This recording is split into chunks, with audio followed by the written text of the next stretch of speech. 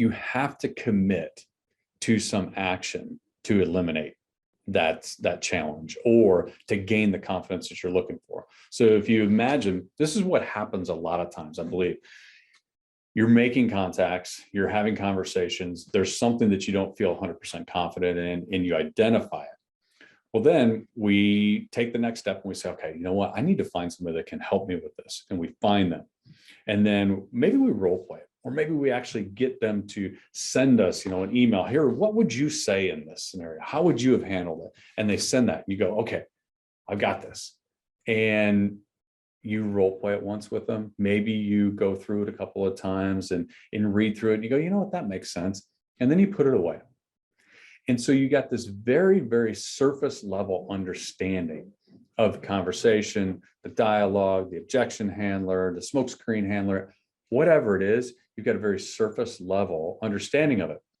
That's like going into that party, that group of friends of friends of friends, and just maybe you Googled an article about what they're interested in and you hit the highlights. And then on the way in, you're like, okay, I remember this and this topic. And then you go in and you try to have a conversation feeling really comfortable and really confident, but you don't really understand it.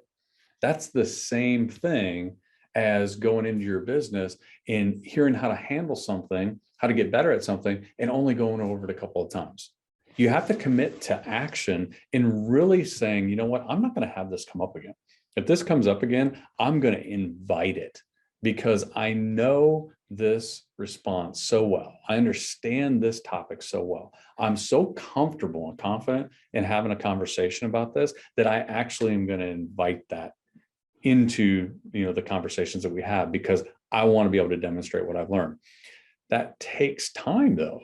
You actually have to take that list of things that you need to learn and then go spend time learning them. Now, here's the upside. If you do that, I promise you, eventually you do that consistently.